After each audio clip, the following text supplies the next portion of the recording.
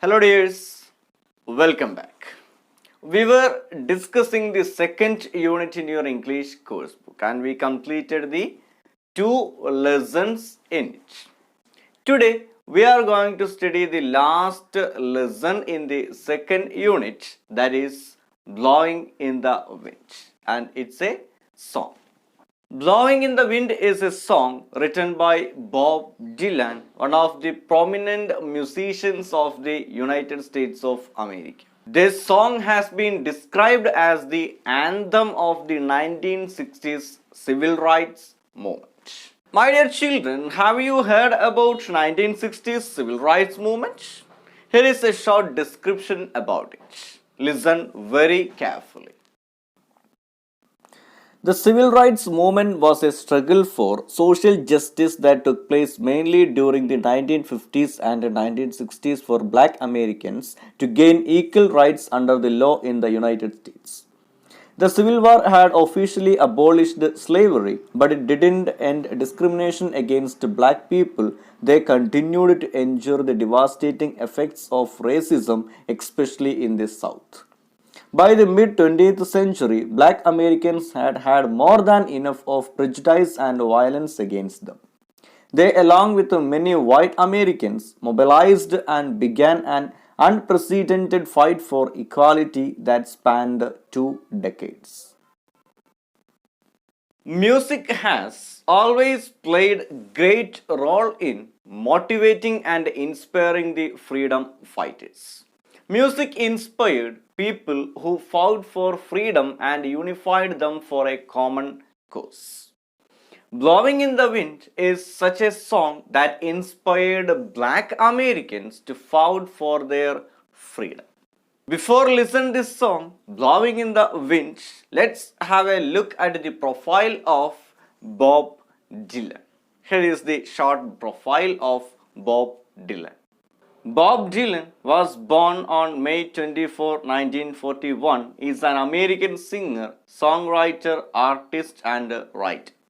His early songs, such as Blowing in the Wind and The Times They Are a Changing, became anthems for the American civil rights and anti-war movements.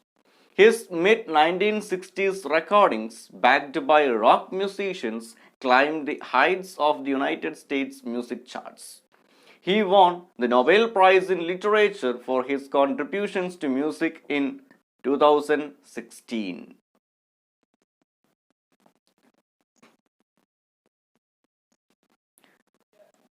Okay, dear children, now let's listen this song very carefully and comprehend it.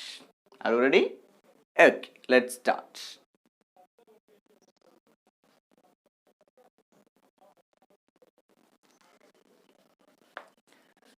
Blowing in the Wind, Bob Dylan. How many roads must a man walk down before you call him a man? How many seas must a white dove sail before she sleeps in the sand? Yes, and how many times must cannonballs fly before they are forever banned? The answer, my friend, is blowing in the wind.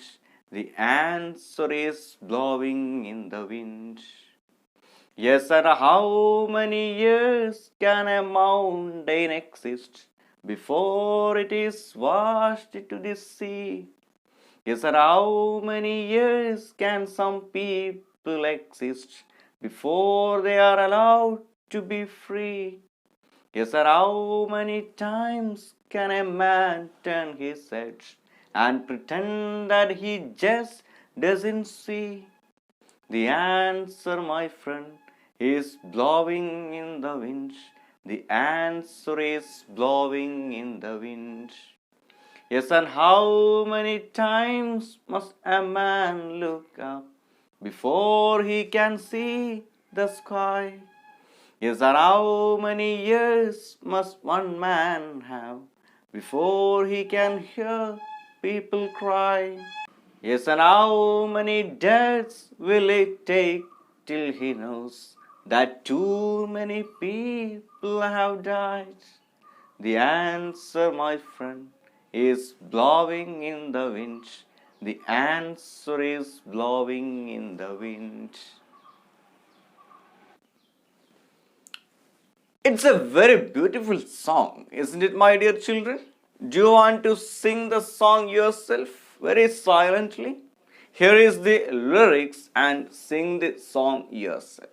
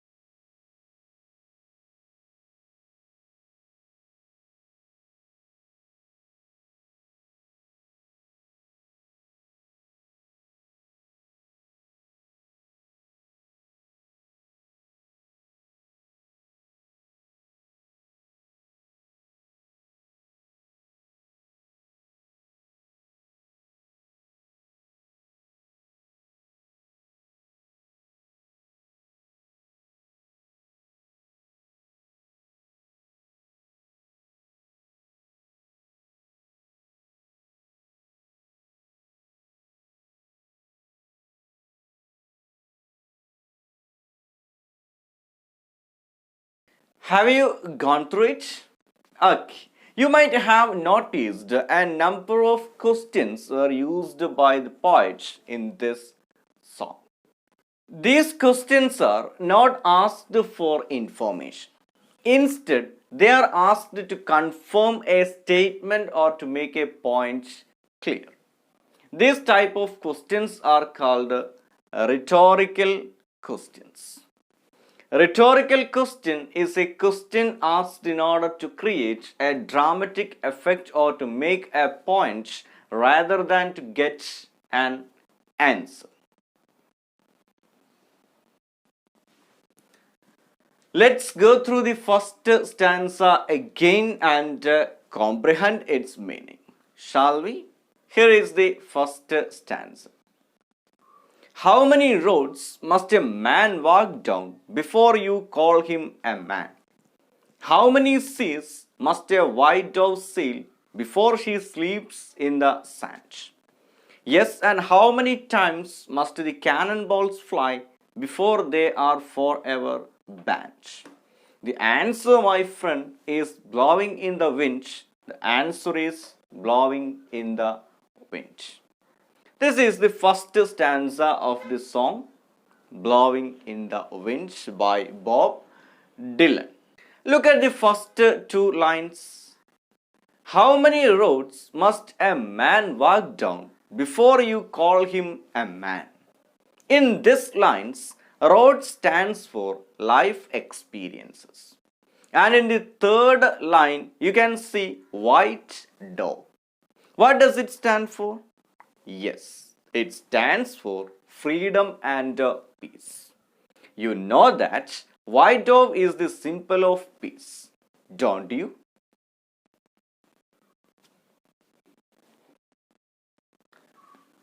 And the fifth line is about cannonballs. Here you can see the picture of cannonballs. The cannonballs are associated with a war. The cannonballs are associated with the wars.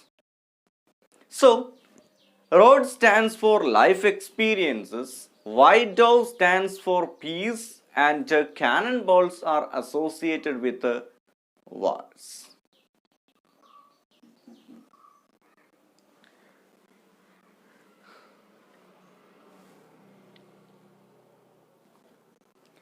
There are three questions in the first stanza. Here is the first question. How many roads must a man walk down before you call him a man? It means that How long a man should suffer in life before he is considered as a human being. The poet may be speaking about the injustice done to the black. The black people are not considered as a human beings at that time. And here is the second question. How many seas must a white dove sail before she sleeps in the sand? It means that the dove should fly very far before it finds a safe place to rest. The expression sleeps in the sand means sleep with peace or sleep without fear. And we know that it is possible only when a person enjoys complete freedom in the world. The poet asks how far the white dove has to sail before it finds a place to sleep safely and peacefully. Now, let's look at the third question. How many times must the cannonballs fly before they are forever banned? Here you can see the pictures of cannon and cannonballs. The poet suggests that wars must be banned. He longs for a day when freedom and peace will be established. See the concluding two lines. The answer, my friend, is blowing in the wind. The answer is blowing in the wind. Here, the poet implies that the answer to these questions are everywhere, but no one is ready to grab them. The answer is known to all. That is the meaning of that two concluding lines. And let's go through the first stanza of this song, Blowing in the Wind, once again.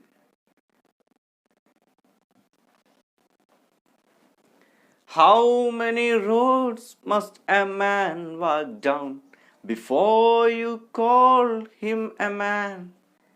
How many seas must a white dove sail before she sleeps in the sand? Yes, and how many times must the cannonballs fly before they are forever banned? The answer, my friend, is blowing in the wind. The answer is blowing in the wind.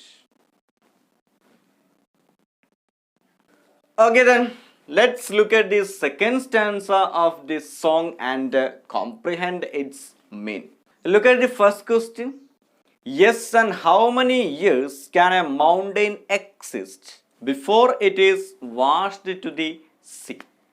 It means that no dominant forces can exist forever. One day it will be washed to the sea. Here the mountain stands for dominant powers. And the sea stands for the powerful protest of people that can bring about a change. So the poet says that the power of dictators can withstand the protest and the united force of people. Look at the second question. Yes, and how many years can some people exist before they are allowed to be free? There you can see the word exist instead of live. The poet suggests that the people who are not getting the freedom only exist in the world, not live. So, the word exist means the sufferings of the oppressed. And people can't live when they are not free. They can only exist. And he wants to suggest that one who is not free can only exist. The word exist implies the sufferings of the oppressed. The word exist implies the sufferings of the oppressed. The poet wonders how many years the people have to exist and suffer before they get freedom. which refers to the denial of civil rights. Look at the last question in the second stanza. Yes, and how many times can a man turn his head and pretend that he just doesn't see? Here, in this question, the poet criticizes those who pretend not to see the oppression, injustice, and inequality. Here, the poet not only criticizes the oppressive rulers but also the irresponsible people. In this question, man refers to those who don't consider the plight of the oppressed, and people refers to the oppressed. Man refers to the oppressive force and the people refers to the oppressed. And again you can see the concluding two lines of the second stanza. The answer, my friend, is blowing in the wind. The answer is blowing in the wind. Yes, answers to these questions too are very well. But no one is ready to grab them. People are indifferent to the problems around them. Let's go through the second stanza once again. Yes, and how many years can a mountain exist before it is washed to the sea? Yes, and how many years can some people exist before they are allowed to be free? Yes, and how many times can a man turn his head and pretend that he just doesn't see? The answer, my friend, is blowing in the wind. The answer is blowing in the wind. Are you ready to comprehend the third stanza? The last stanza of the song Blowing in the Wind? Okay, let's go through the third stanza. Yes, and how many times must a man look up before he can see the sky? Yes, and how many ears must one man have before he can hear people cry? Yes, and how many deaths will it take till he knows that too many people have died? The answer, my friend, is blowing in the wind. The answer is blowing in the wind. Look at the first rhetorical question in the third stanza. Yes, and how many times must a man look up before he can see the sky? In this question, sky is the symbol of freedom. And so, this question implies that how long people should look up with hope, awaiting the day of freedom. And the second question in the third stanza means that people are crying because they are deprived of freedom. They are disappointed to see the injustice and oppression around and the violation of human rights. But people are not ready to react to this injustice, especially the oppressive might of authority. So, the poet implies that there are people who turn a deaf ear to the cries of miseries and the demand for freedom. He wonders whether 2 years are not enough to hear the cries. And look at the last rhetorical question in the third stanza. And how many deaths will it take till he knows that too many people have died? This question implies that wars usually bring about death and destruction. But the rulers and the authorities still don't understand that war is pointless. The poet wants wars to be stopped and liberty to be established. And again you can see the lines. The answer, my friend, is blowing in the wind. The answer is blowing in the wind. Yes, answer to these 9 questions are very well, and no one is ready to grab them. No one is ready to open their eyes and open their ears to grab the answers. So, my dear children, I hope all of you have got a clear idea about this song, Blowing in the Wind. And it's time to leave. Goodbye.